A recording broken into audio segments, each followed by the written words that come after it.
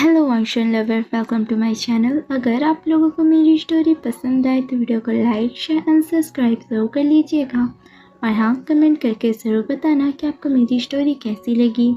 साथ में bell icon को प्रेस करना मत भूलिएगा। आज मैं आप लोगों के साथ एक मॉडर्न शो शेयर करने वाली हूँ जिसका नाम है चाइल्डहुड क्रश। कहानी की शुरुआत में हमें एक खूबसूरत सा घर दिखाया जाता है जहाँ पर 3 साल का छोटा सा बच्चा आंगन में खेल रहा था।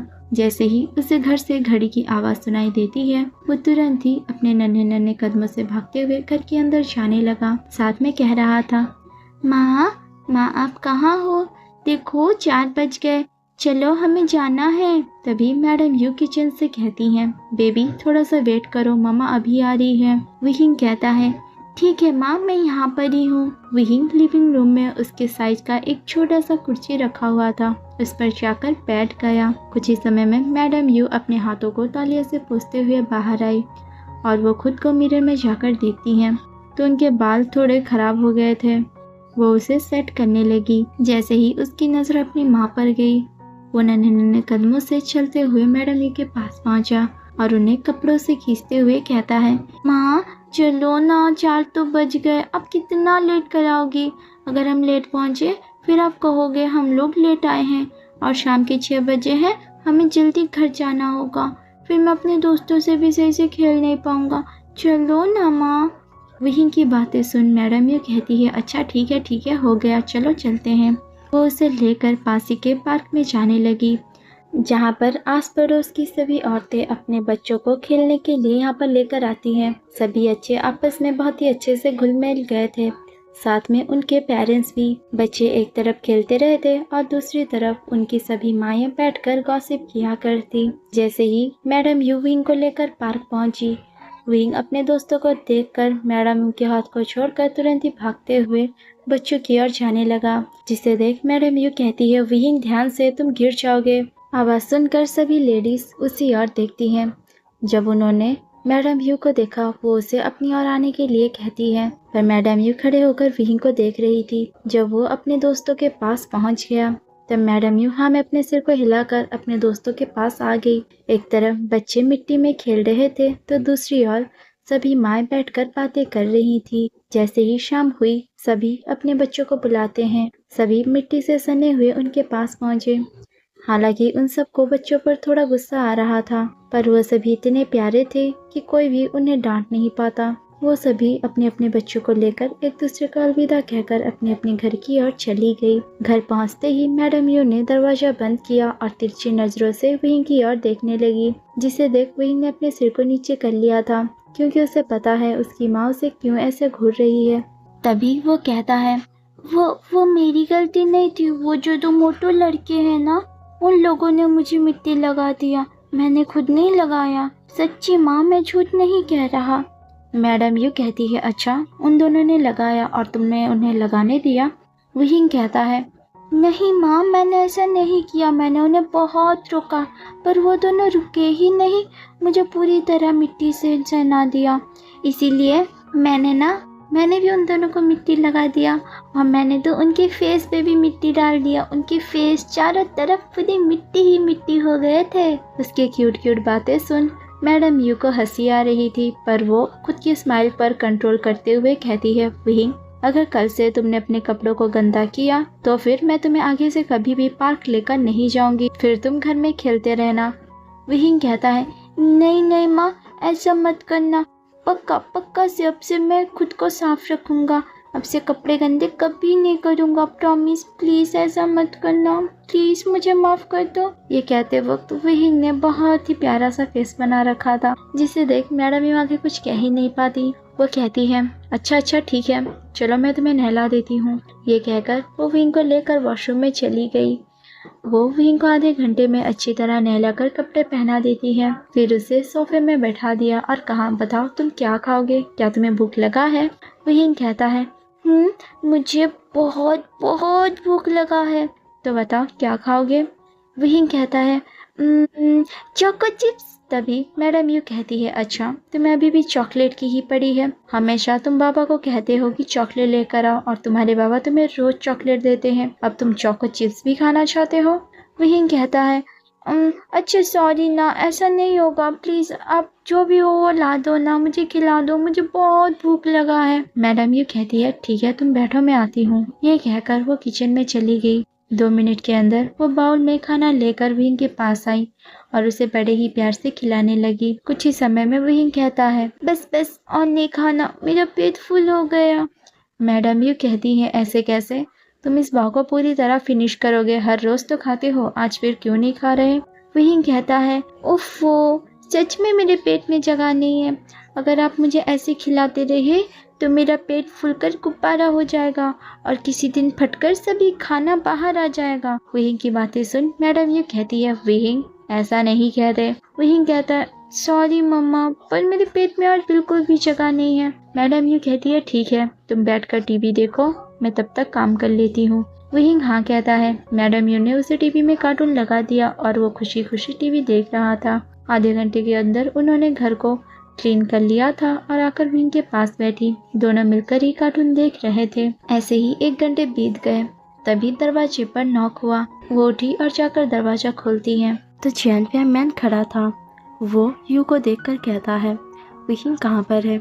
मैडम यू उस सवाल का जवाब दे पाती कि उससे पहले विंग पीछे से दौड़ते हुए आ रहा था और साथ में कहता है पापा आप आ गए। आवाज सुनकर जैसे ही मैडम यू थोड़ा सा पीछे हटी तो विंग कूदते हुए चांग फैमियन के गोद में चढ़ गया। वो नीचे गिरे उससे पहले फैमियन ने भी उसे कसकर पकड़ लिया। वो दोनों बातें करते हुए आगे की ओर जाने लगे। मैडम यू कह रही थी विंग ध्यान से, तुम इतनी जोरों से क्यों उछलते हो, अगर तुम गिर गए तो। पर उन दोनों ने उनकी बातों को इग्नोर कर दिया, जिसे देख वो थोड़ा नाराज होते हुए कहती है अच्छा अब दोनों बाप बेटे मिल गए तो माँ की कोई भी जरूरत नहीं है, देखो इस किसी ने मुझे पूछा भी नहीं। तभी विंग फैमियन को खुद को नीचे उतारने के लिए कहता है। जैसे ही फैमियन ने विंग को नीचे उतारा वो तुरंत ही अपनी माँ के पास भागकर गया और उन्हें अपने बाहों में उठाने के लिए कहने लगा। पहले तो मैडम यू ने विंग को ना देखने का बहाना किया। जब विंग ने बड़े ही प्यार से कहा माँ मुझे गोदी में लो ना, उसे वो इग्नोर नहीं कर पाई और तुरंत ही उसे अपने बाहों में उठा लेती है। पर उनका चेहरा दूसरी ओर था। विंग उनके फेस पर किस करते हुए कहता है ऐसी बात नहीं है माँ, आप ना वर्ल्ड की बेस्ट मम्मा हो, मैं आपसे बहुत प्यार करता हूँ। पापा अभी ऑफिस से आए ना, इसीलिए हम दोनों बातें कर रहे हैं। ऐसा नहीं है कि हम दोनों आपसे प्यार नहीं करते, आप तो इतनी प्यारी हो, भला आपसे कोई प्यार कैसे ना करे। मैं तो बहुत प्यार करता हूँ, है ना पापा, आप भी मम्मा को प्यार करते हो ना। जिसे सुन चांग फैमियन भी हाँ में अपने सिर को हिलाते हैं। मैडम यू विंग की इन बातों को देख रही थी और उसके नौटंकियों को भी, जैसे वो उन्हें मना रहा था। उन्हें तो बहुत ज्यादा हंसी आ रही थी क्योंकि वो तो नाराज थी ही नहीं, वो बस विंग की प्यारी प्यारी बातें सुनना चाहती थी। तब मैडम यू कहती है बस बस अब इतना मस्का लगाना बंद करो, जाओ अपने पापा के पास। विंग कहता है नहीं मुझे नहीं जाना, मेरी माँ मुझसे नाराज है, मैं उन्हें ऐसा नहीं छोड़ सकता, क्या आप अभी भी नाराज हो। मैडम यू कहती है नहीं मैं तुमसे नाराज नहीं हूँ, जाओ तुम अपने पापा के साथ बातें करो। विंग खुशी खुशी मैडम यू के बाहों से उतरा और तुरंत ही फैमियन के गोद में जम कर लेता है। फैमियन ने उसे फिर से पकड़ लिया और दोनों बातें करते हुए जाकर सोफे पर बैठ गए। विंग आखिर में कहता है पापा मैंने आपको जो लाने के लिए कहा था आपने लाया तो है ना। फैमियन ना जानने का नाटक करते हुए कहता है तुमने कुछ कहा था क्या, मुझे तो याद नहीं है विंग, वैसे तुमने क्या कहा था। विंग गुस्से से पाउट बनाते हुए कहता है क्या आप भूल गए, अब मैं आपसे बात नहीं करूँगा। कहते हुए उसने अपने फेस को दूसरी ओर कर लिया। इसे देख फैमियन अपने पॉकेट में हाथ डालते हुए मुस्कुराकर चॉकलेट निकाल कर विंग के सामने करते हुए कहते हैं भला मेरा इतना प्यारा सा बेटा कहे और मैं भूल जाऊं, ऐसा कभी हो सकता है। जिसे देख विंग खुश हो गया। वो तुरंत ही चॉकलेट को फैमियन के हाथ से ले लेता है और उन्हें किस करते हुए कहता है थैंक यू पापा। फैमियन कहता है सिर्फ थैंक यू, क्या मैं वर्ल्ड का बेस्ट पापा नहीं हूँ। विंग कहता है यस आप वर्ल्ड के बेस्ट पापा हो, ये भी कोई पूछने वाली बात है। चलो आप मुझे अभी सोफे पे उतारो। फैमियन उसे तुरंत ही सोफे पर बिठा देते हैं। विंग टीवी देखते हुए बड़े ही प्यार से चॉकलेट खाने लगा। मैडम यू वहीं पर खड़े होकर दोनों को देख रही थी, वो भी मुस्कुराते हुए। जैसे ही फैमियन ने उनकी ओर देखा वो गुस्से वाला फेस बनाते हुए उनके पास आई और कहती है मैंने आपको मना किया था ना कि विंग को चॉकलेट लाकर मत देना, आप रोज रोज उसे चॉकलेट ला कर देते हैं और वो खाता है और उसमें दांत में कीड़े लग गए और उसे तकलीफ हुई। तो मैं आप दोनों को ही पिटाई लगाऊंगी। जिसे सुन फैमियान कहता है, यू तुम क्यों नाराज हो रही हो? कहते हुए वो मैडम यू के पास आए और उसे पीछे से हक कर चिक पर किस करते हैं। मैडम यू कहती है, ये क्या कर रहे हो? हमारा बेटा सामने बैठा है। फैमियान धीरे से उनके कान में कहता है, बड़े ही गौर से टीवी देख रहा है, ना कि हमको, चिंता मत करो। यू कहती है, छोड़ो मुझे, मैंने कहा ना। फैमियान कहता है, फिलहाल तुम गुस्सा करना बंद करो। देखो, विहिंग को हफ्ते में एक बार चॉकलेट मिलता है। जब से तुमने दांत खराब हो जाएगा ये कहा है, वो रोज रोज नहीं खाता। अगर ऐसा कुछ हुआ तो बाद में देखा जाएगा। फैमियान की बात सुन मैडम यू थोड़ा गुस्से से उन्हें देखती है, फिर कहती है, चाहिए जाकर तैयार हो जाइए, मैं आपके लिए डिनर लगाती हूँ। फैमियान वहाँ से फ्रेश होने के लिए चला गया। मैडम यू डिनर को टेबल पर लगाने लगी। जैसे ही फैमियान आए, सभी मिलकर डिनर पर बैठते हैं। विहिंग टेबल पर बैठा हुआ था। कभी मैडम यू तो कभी फैमियान विहिंग को एक एक करके निवाला खिला रहे थे।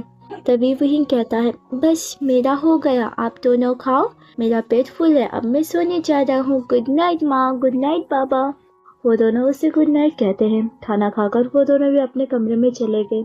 अब हमें अगले दिन सुबह का सीन दिखाया जाता है। करीब सुबह के 10 बजे होंगे। तभी विहिंग के घर के बगल में एक घर पर आकर टेम्पो रुकी, जिसकी हॉर्न की आवाज से विहिंग अपने खिड़की से झांक कर देखता है तो उसे एक बड़ी सी गाड़ी बगल के घर के सामने खड़ा हुआ दिखाई दिया। वो सीढ़ियों से नीचे उतरकर अपने माँ के पास किचन में गया और कहता है, माँ, क्या बगल के घर में कोई रहता है? मैडम यू कहती है, नहीं तो तुम क्यों पूछ रहे हो? विहिंग कहता है, मैंने ना अभी एक बड़ी सी गाड़ी उस घर के सामने आकर रुका हुआ देखा। मैडम यू कहती है, लगता है कोई नए नेबर आए होंगे। विहिंग कहता है, क्या नए नेबर?